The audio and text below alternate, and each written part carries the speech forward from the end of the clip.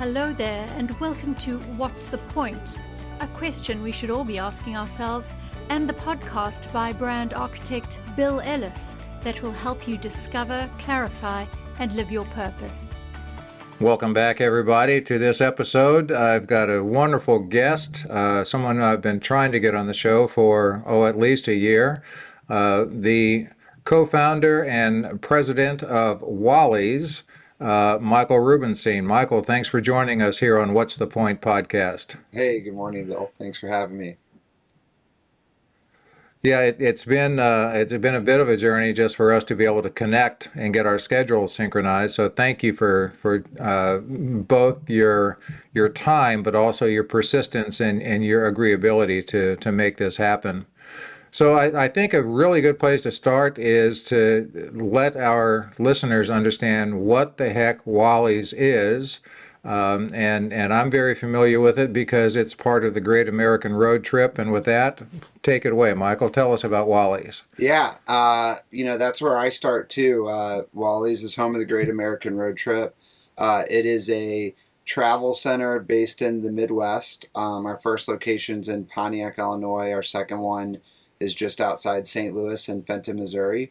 And we are a travel destination experience. So we have very large stores, very large footprints, a lot of gas pumps, a lot of electric chargers, big clean bathrooms, a vaulted area in the center where we have interactive food stations where you can see the food being made, your regular convenience store items, as well as about a 10,000 square foot retail area. So it is definitely kind of a one-of-a-kind type of operation. And I think the key differentiator is, this is not a truck stop.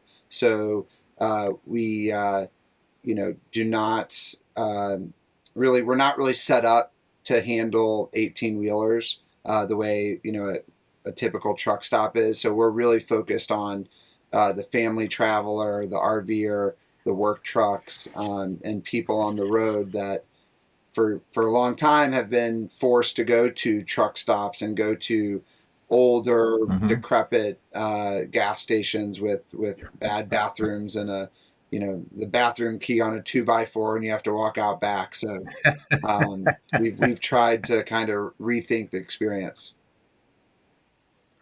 Well, obviously I expected nothing less, but that's a very succinct description of an incredible, and the word you use that really resonates with me, Michael, is experience, because that's what it is to me.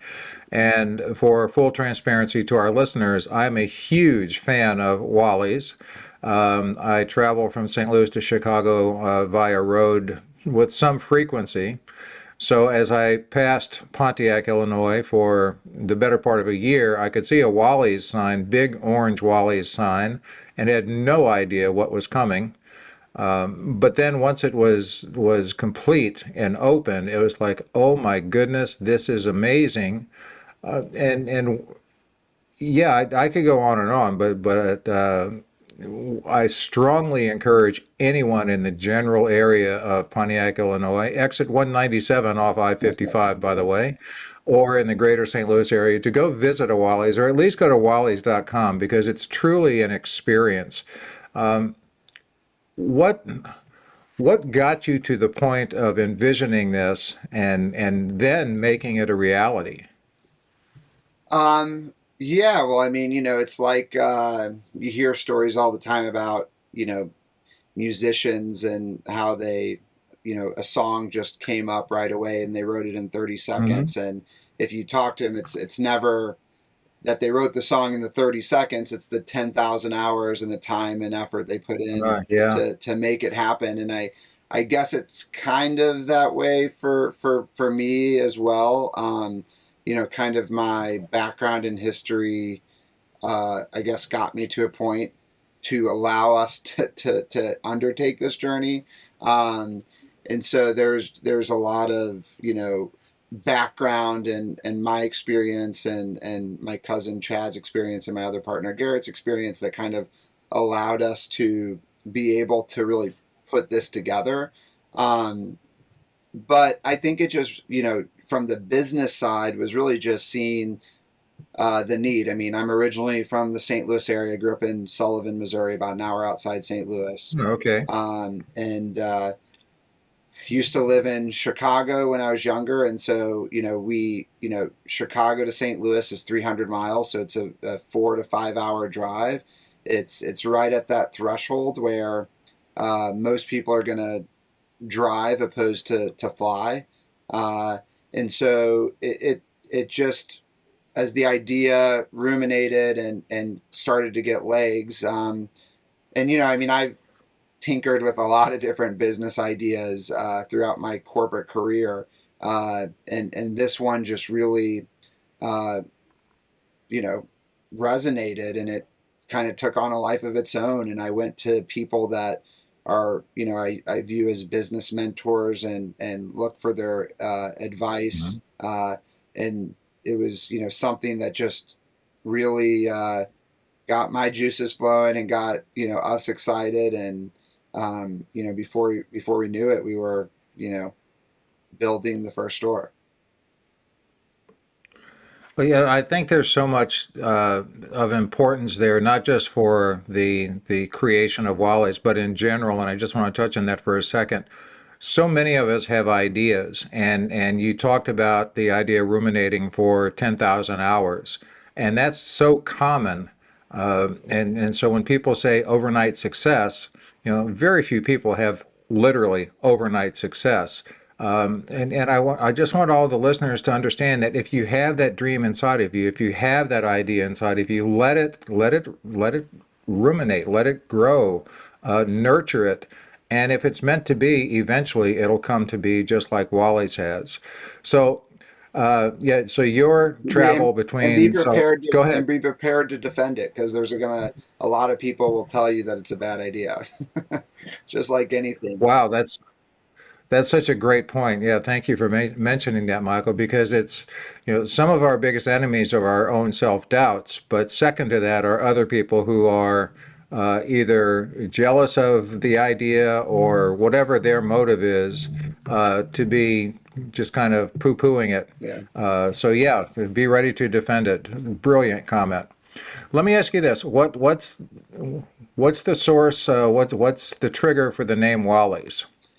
So it's kind of a combination of quite a few things. It started as we were brainstorming ideas, and honestly, we had kind of this idea of the home of the Great American Road Trip almost before we dialed in the name. And so we were kind of going around a bunch of different names, and we there my cousin Chad, his last name's Wallace, and so there's some piece of it, when we thought of the name Wally's. But really, what connected, and I think what moved us forward, is it really has a connotation to kind of the service station of yesteryear, where you have a full service gas station, where it really was an experience where you'd go in and the workers were in bow ties and they'd fill up your cars and wash your windows. And so, I think we really liked that that connotation of how it, made you think of, a full service experience. And then there's other like very positive connotations that I would say were, not necessarily part of it, but just kind of fit in. Is obviously you have the Griswold family and their trip to Wally World of their American road trip. So it's really kind of a combination of all of those. But the name Wally's, I think, to me, just it feels like kind of a mechanic shop or something that you just see that you'd find a friendly face. And so we took this experience of what you'd expect, in the 50s and 60s and 70s, and all of our branding kind of reflects that retro feel, tied in with all the modern amenities of, big spacious areas, Wi-Fi, touchless pay, self-checkout, kind of combining, this nostalgic feeling with all the modern amenities. Wow. So there was a lot more to the name than I certainly had given thought because I was just thinking the Griswolds. But now that you mention that, just the name Wally's, as a guy who spent my entire career in the realm of branding, which to me is just understanding, creating, and delivering the message of what our value is. Wally's is memorable, it's simple, it's repeatable. But like you said, there's so much positive connotation from the name Wally's. It is just one of those kind of comfortable names. For people that are a little bit older like me, Leave It to Beaver's older brother, Wally. Sure. So there's a whole bunch of positive just from that. The fact that you and your partners created this from a point of nostalgia, yet made it not just modern for today, but clearly it's going to be adaptable for the future as things continue to change, is really something. So just to make sure people know, it's not full service. You don't have someone to pump your gas and to clean your windshields, but that's not present day U.S. That's right. There are very few countries that do that still, uh, and I like it when I go to them. But the other side of that is walking into that store is like walking into almost a theme park. When I'm traveling, I'm pretty focused on gas and restrooms. And the number of pumps that you have, there's never a wait to get to a pump. The bathrooms are as clean as anything I've ever been to, not just on the road, but in you name it, office buildings, hotels. But everything in between that. You Mhm. talked about 10,000 square feet of retail.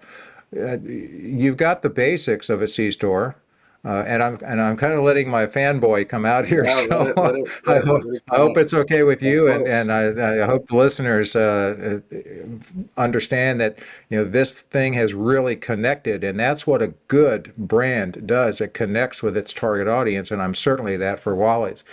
But everything from, you talked about being able to see your food prepared, everything from a fresh sandwich, I'll call it counter, Hmm. uh, of pulled pork and chicken and turkey and made in front of you and add additions if you want. There's people there, you see it being made.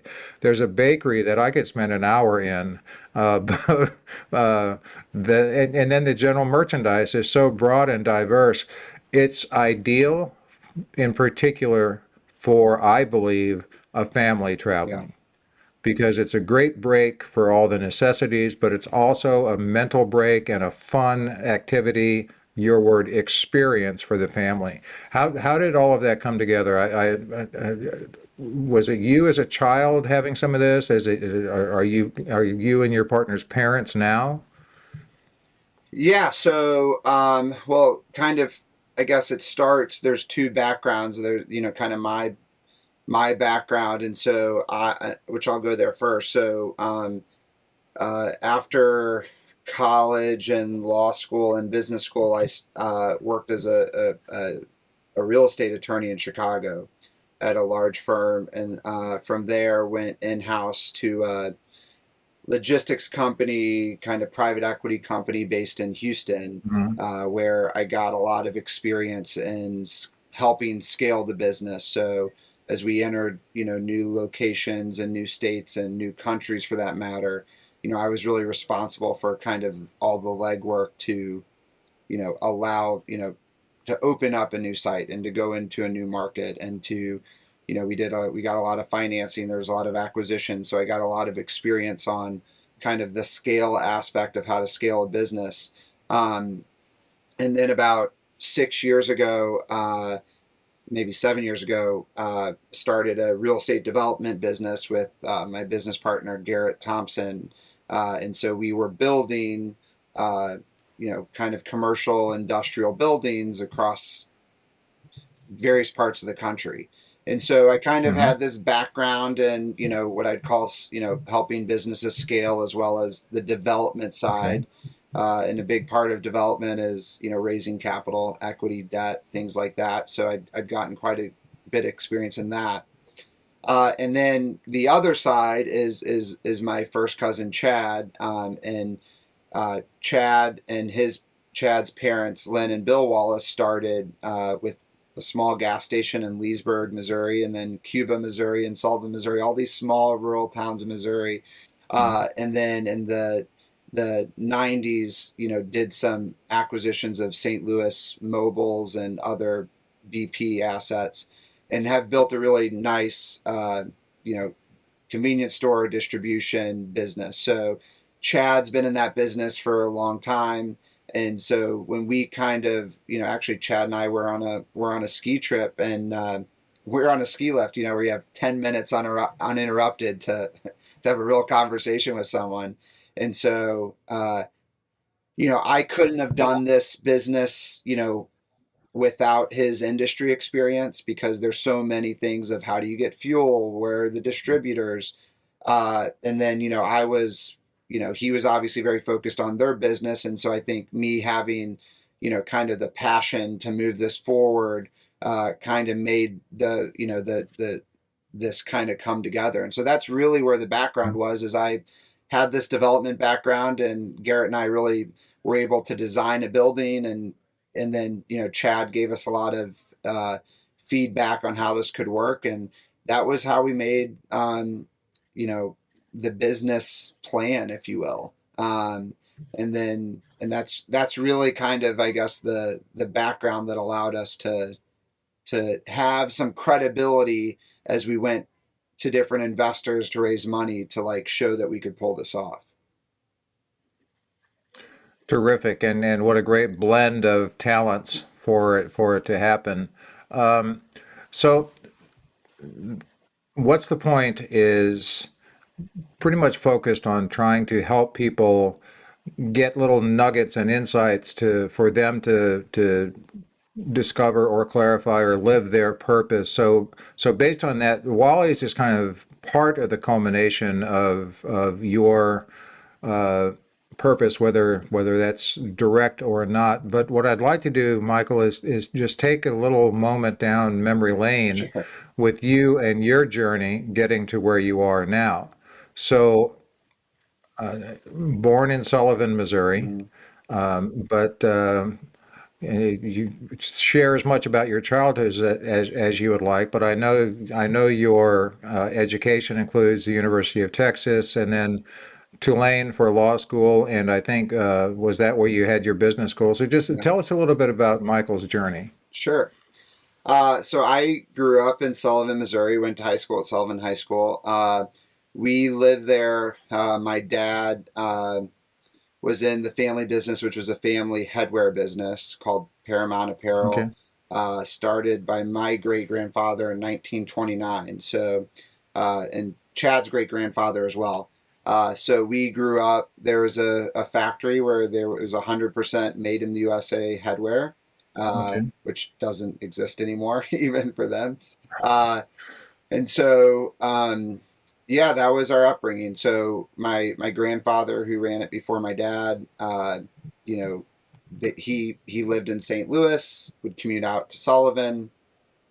When my dad got in the business, we did the opposite. We were one of the only Jewish families with our other cousins out in the country. So we drove every Sunday to go to Sunday school in St. Louis. And so, but growing up in Sullivan was a big part of my identity, a big part of, you know, who I am. Quite a few of our team members here at Wally's are people that I went to high school with and have known. And that's really, been important to me throughout my kind of life and career, is staying close with those people. And so after Sullivan, I mean, I looked, I was uh, I would say a pretty good high school basketball player, and so I looked at playing college basketball, but my options were kind of smaller D2, D3 schools, Mhm. and when I got into University of Texas, I happened to go visit it. I didn't really have any connections there, uh, but it just was one of those things that just happened and fell into place, and was where I ended up going, and it was a great experience as well. Um, And so from there, Let me just interrupt. Let me sure, interrupt you just for a minute, Michael. Sorry, but I just want to find. So you talk about looking at college, and part of what was driving you was the thought of playing basketball, and when that kind of it didn't happen primarily because of the schools that you could play at. Am I correct in that? And so what was it you were looking at the university level? sure. Well, I mean, I would say, I mean, there is a couple schools that I think that if I would have got into, like, I think Emory was one of them in Atlanta, and WashU. I think I got waitlisted at Emory, and it was, if I would have got in there, I probably would have gone and played basketball. At least at that time, is what I thought I would have done. And Hmm. so, when I looked at some of these bigger schools growing up in a town of Sullivan is 6,000 people, uh, and, obviously, not having a lot of Jewish friends, which, you know, wasn't a big deal growing up, but it was something that in a college experience, I wanted more diversity. And so, that was going to Austin, and we had some friends there and staying and just having that experience. It felt right and was the right thing at that point in my life. And so it was, I always have, I wouldn't say I have regrets about not playing basketball, but it's just a passion. I still play twice a week. I love it. Hmm. So it's something that I still do and find a lot of joy in. And I think in retrospect, the way I did it, was the right way for me to go to school and to play. I mean, I wasn't going to be a professional by any means. But I loved the competition, and I loved Yeah. the camaraderie of a team. And so, I was able to satisfy that in other ways. Well, that's a real important point from my perspective. And what I mean by that is for years and years and years, I hear people say, just follow your passion and you'll never work a day in your life. And I've always called BS on that because, our passions don't necessarily lead us where we want to go and fulfill us for what we want and what we need. So that's a great example where you had a passion of sport and basketball, yet it wasn't going to take you where you really felt you wanted to and should go. And oftentimes our passions can be fulfilled in other ways, like you playing competitive and I'm sure aggressive basketball twice a week. So yeah, it's just a very interesting point that I want the listeners to understand that to me, once we find our purpose, that ignites our passion. And our passion will then drive us Hmm. and keep the persistence going till we achieve what that purpose is. And then purpose sometimes takes it evolves and it grows. So you're at UT Austin, Yeah. um, and then I know you advanced to double degrees at Tulane University, a great university in New Orleans, Yeah, so right? my Law mom's school. originally from New Orleans, so I have a lot of family there. My grandparents both live there, and so it was kind of made a lot of sense for me from a law school. It's a great school and great environment, and just have kind of the family support there was great. And I mean it, and so I was in the law school my third year. Well, and so I had taken and tried to apply to the business school, and at the time I didn't get in. It was a very selective process to do this, what they call the JD MBA, where you do both programs in a 4 year period, where Mm. law school's 3 years, business school's two, and they do it in 4 years. I Okay. kind of always knew that I wanted to go to law school, but I wanted to be in business. So my grandfather, who ran the hat factory, he went to law school at WashU, and he never really practiced, but he always talked about the value of the law degree. And then my grandmother in New Orleans, she went to law school at 47 at Tulane. Uh, Wow. Graduated top of her class, near the top of her class, practiced for 25 years. And so both of those were big inspirations in kind of me wanting to go to law school. Uh, but I think I found out relatively quickly that I just didn't really feel like I was a great I didn't have a great legal mind. I knew Okay. I could understand the concepts, but it just wasn't. It was not something I wanted to do long term. But I knew the value of the education, and so I wanted to just transition into the business school. And I didn't get in, and then Katrina happened in 2005, Mm. my third year, and so I reapplied to the business school, and this was when they were trying to decide if they were going to still survive as a university, and so Yeah.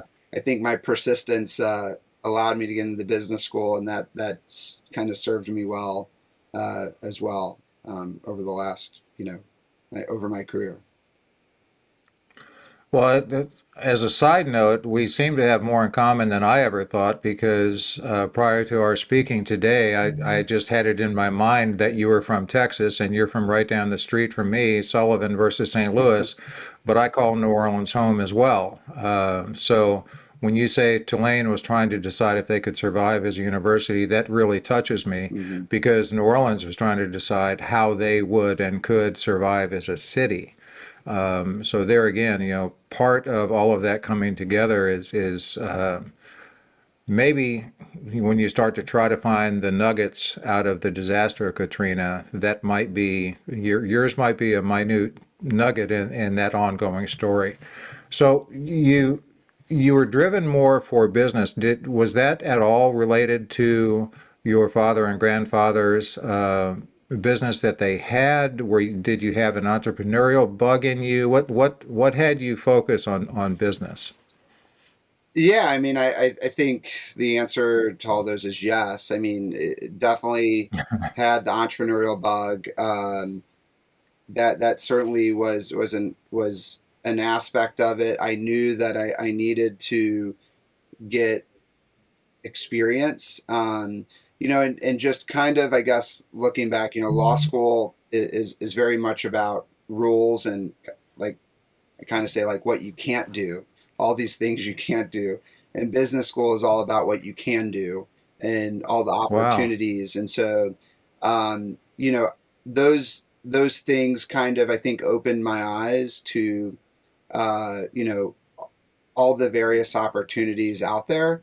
And so, I think after graduating, whether I went to work for the family business or not, was something I considered, but I knew I wanted to, kind of go out into the world and see and see what it had in store. And so, but yeah, no, definitely, both of my grandfathers were entrepreneurs, and uh, just a lot of people in my family, and I would definitely say that doing something um, you know was very important, and as it ultimately brings it back to Wally's. I mean, that's been the biggest, one of the biggest joys I've had, Mm. is really tapping into that entrepreneur spirit, which I knew I had, but when you get to do it, it's very different than, I worked in a corporate environment for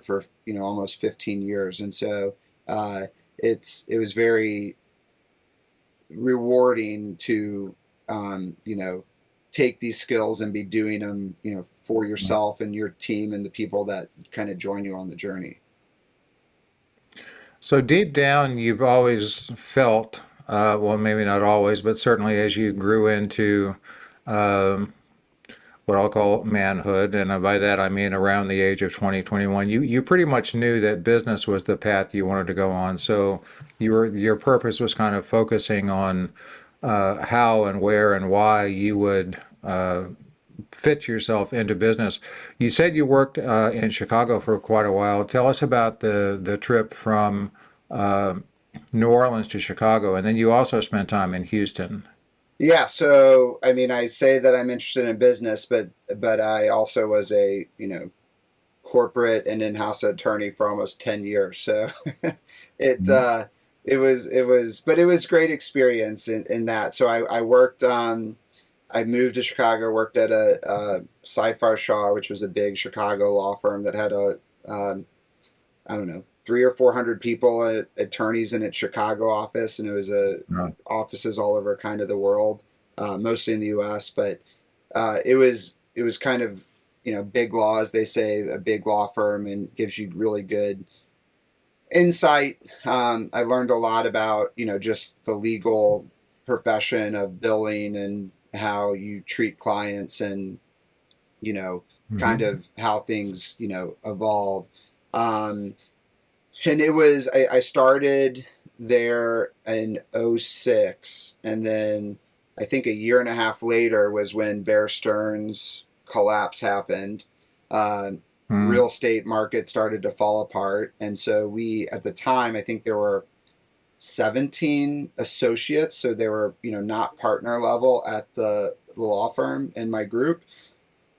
And, last one in, first one out. So, I was one of the, first ones out. And I was disappointed because I was enjoying this lifestyle that I probably didn't deserve, in terms of, having a secretary at 26 and all these things that the big law firms give you that make you probably feel more important than you are or should be.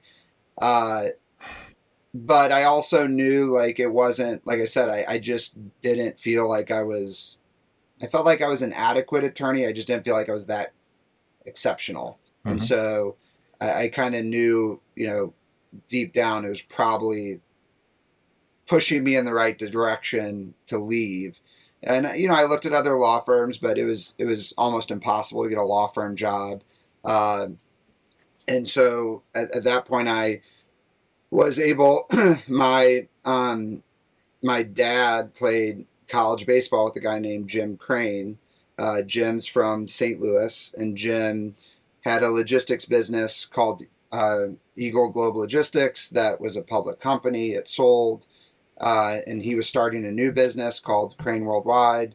And so I joined Crane Worldwide, in charge of all the legal and real estate when that business started, and quickly grew. And then in 2011, they built a headquarters down in Houston, and I moved down there. And then Jim had a lot of other businesses. He bought the Astros in 2011, and had various businesses. And, I was primarily focused on the freight business, but on the real estate side, helped out with kind of other businesses. So that's kind of how I got from Chicago down to Houston. Okay. So again, it is, in everything you're saying, there's so much that clicks with me that I want to just make sure that doesn't get lost on me or the listeners. And so what you've just talked about is a journey, and you did some things that you were interested in doing and that were leading you to whatever destination, but you weren't necessarily locked and loaded that being an attorney at a corporate level was it. So whether you were truly questioning your abilities, or maybe part of that was questioning your true interest in that, and your passion wasn't getting ignited, if you will. I think that's really important for all of us to understand, that sometimes we go through things and gain experiences that may not be the end game we're looking for, but are essential to us finding that end game, which brings us kind of back to Wally's. So when you had that idea, I suspect, and again, I shouldn't suspect, but I'm thinking that with your familiarity of the travel between the St. Louis region and Chicago, that kind of triggered an idea for a good location, because it is a good location. Having driven that so many times, there are a lot of what you talk about, some very old, dilapidated, dirty, filthy, small town gas stations that have served a purpose for a long time, but not something that most people today really want to go out of their way to visit. How did you find, of all places, Pontiac, Illinois, and how did Wally's how did it actually happen? The okay, we've got the idea, we've got the money, now we're going to find the place and build it. Yeah, well, actually the money was the last thing to come. So it was, it was the Of course it idea, was. and then I just have to mention two other people, Andy Strom and Ben Ballvans, who were, kind of close friends of mine who really are the ones that created and designed the brand. And they were, both friends. They both kind of, as the project evolved, they're both team members and employees at Wally's now. So everything we do is in house from a design perspective, which I think as people check out what we're doing, it's really, I think, pretty incredible. At least Yeah. I definitely think so. But to answer your point, so we had this business plan, we had this idea, and we said, hey, let's look between Chicago and St. Louis. And to be honest, it was 2017.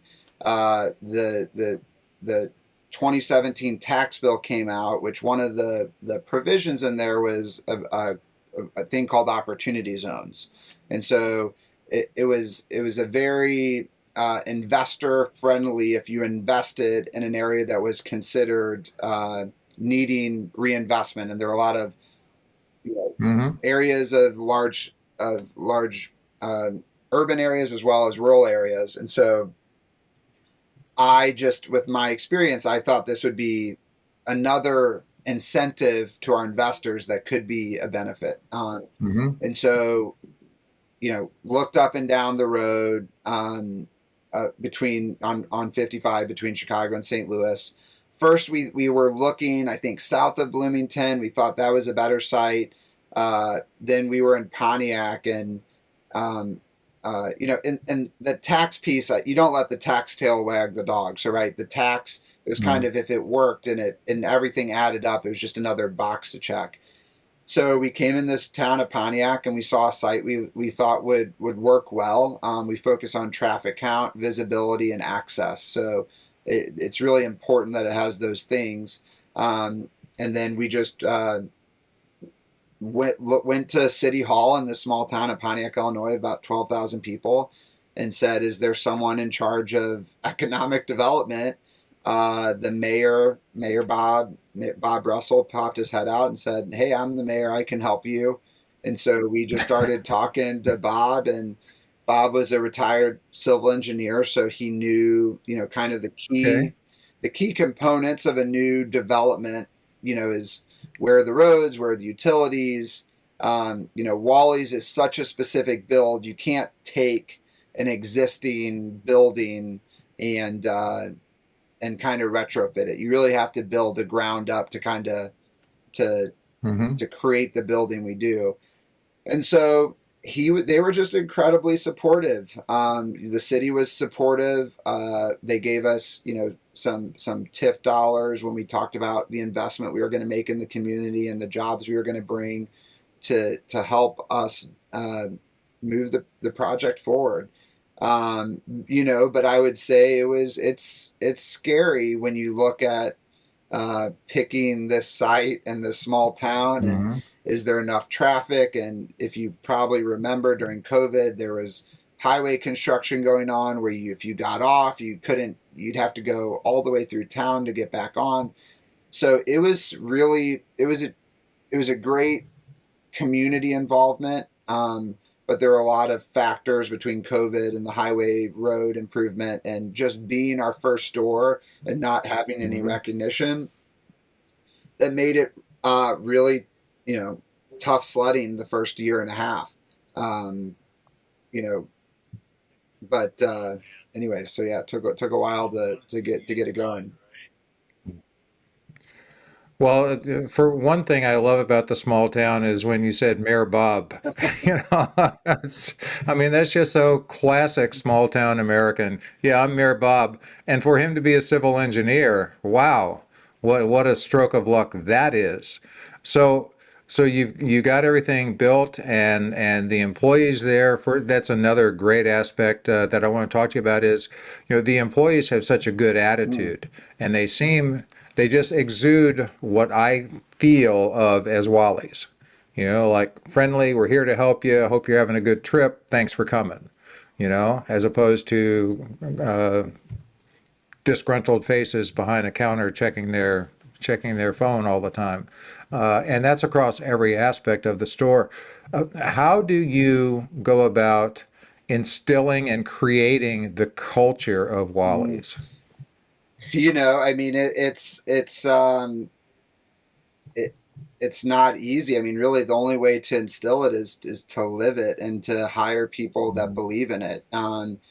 Culture, for a new business and a startup at that, even though we had a very large operation, was really challenging. And so, I mean, I think, you know, our team, Andy and Evan and Ben, and putting our orientation package together that really tried to capture, what we wanted, our guests to Mm-hmm. experience. And when, you know, when Bill comes in and asks where the bathroom is, Jenny behind the counter is, not just pointing over it, but is really trying to, hey, let me show you and walk you over and show you. Mm-hmm. It's there's a lot of, I think, inspiration that I look to when you talk about the experience. I mean, obviously Disney comes to mind, and how you read about Yeah. the experience. Chick-fil-A comes to mind of how great a job they do and how they process people so well and in such a friendly manner. Um, but it's a work in progress. I mean, for every positive Yeah. story, there's challenging ones too. And we have a lot of team members, that have various struggles in their life, like everyone does, and they're Yeah. not always the you know having the best day for whatever reason, just like Mm-hmm. anyone, like you or I would do. And so I think it's just important from a management standpoint that we're continually, trying to reinforce our culture, our values, and the best thing I would say for morale is when we're busy. When we're busy, everyone really responds and works together on all cylinders. I think the most challenging times we had as a company is really those, after the initial opening, but kind of the when COVID kind of dragged on, and we continued to keep the store fully staffed. We continued to have sandwiches uh, on the barbecue station. It wasn't easy, but we were really committed to knowing that people are only going to have one first experience in the store, and in order for this to grow with the grassroots of you arriving in Chicago and telling people, how was your drive? You're like, there's this really crazy, wild store I went to. I mean, that is how we want the business to grow, is really that grassroots. And Yeah. so, It's funny you say that. A very dear friend of mine, who a road trip is like the furthest thing from his mind, did drive with some folks to Chicago just last week. He was telling me, and I said, "Well, did you stop at Wally's?" And he goes, "What's Wally's?" I said, "Exit 197. The next time you drive, you've got to stop. That's worth your trip to Chicago." And he goes, "Okay, fine, I'll check it out." We're running out towards the end of our time. And again, thank you for the commitment. Michael Rubenstein, the co-founder and CEO of Wally's. Um, One thing that I think really goes a long way from my perspective and my experience with Wally's is in creating culture is when I go in there, and if it's not too busy, I'll casually ask about the ownership. Partly because I would always love to just kind of bump into you in the stores. But you know what? I always get the answer of, they were just here yesterday afternoon, or they're coming here at the end of the week. So having that active touch point where you really are there, and that goes along. When you say culture comes from showing how it's done, I think going there, being there, engaging, and every employee that I've talked to anyway, not knowing that I would ever speak to you, has said, yeah, they're in here and it's really cool when they are, kind of a comment. So kudos to thank you you. and your fellow Well, can owners for that. I'm going to show you something, because I want to show you where I am right now. You're going to love this. Okay. So I'm If actually you guys aren't, in the middle of go ahead. the store in our Winnebago right now, where our little office is.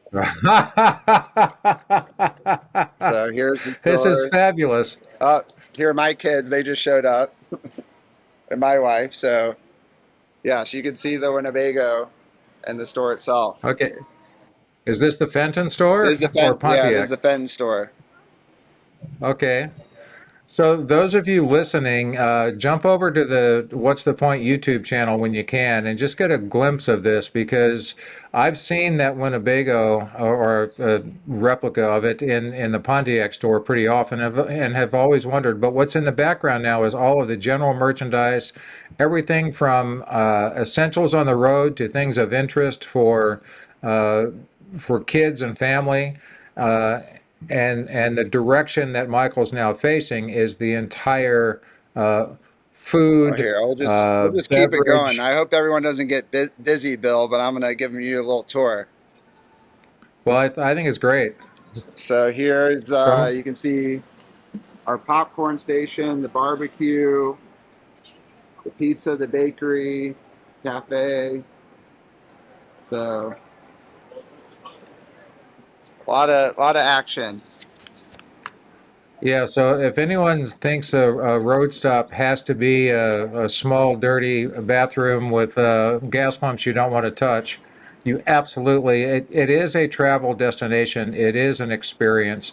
And Michael, thank you so much for your time, and thanks for the unexpected but very much appreciated walking tour. So again, check out the What's the Point channel on All right, YouTube, folks, you gonna and come meet you'll me be. for lunch over here, Bill?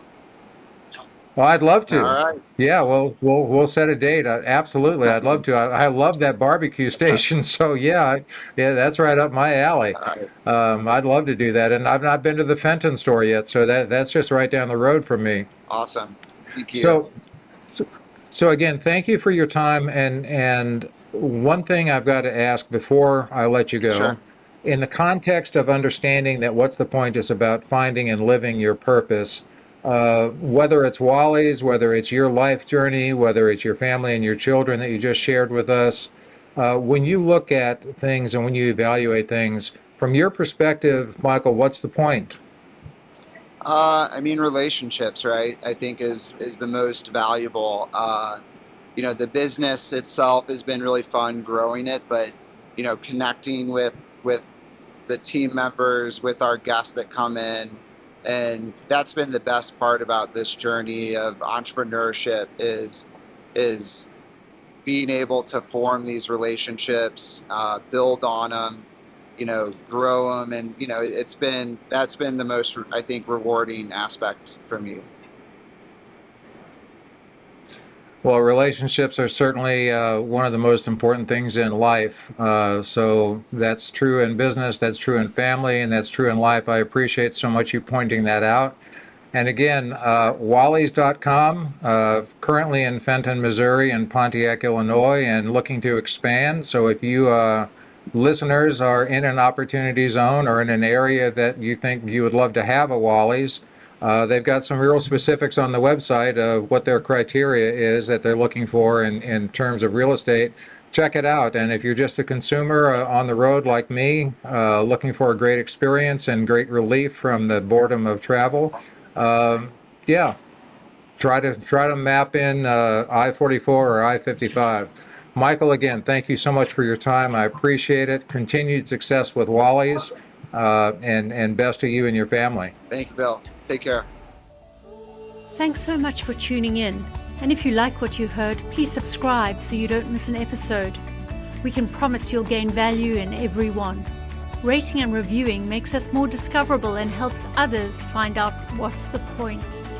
And if you'd like to know more about Bill Ellis or contact him, please visit his website, www.brandingpillars.com. See you next time.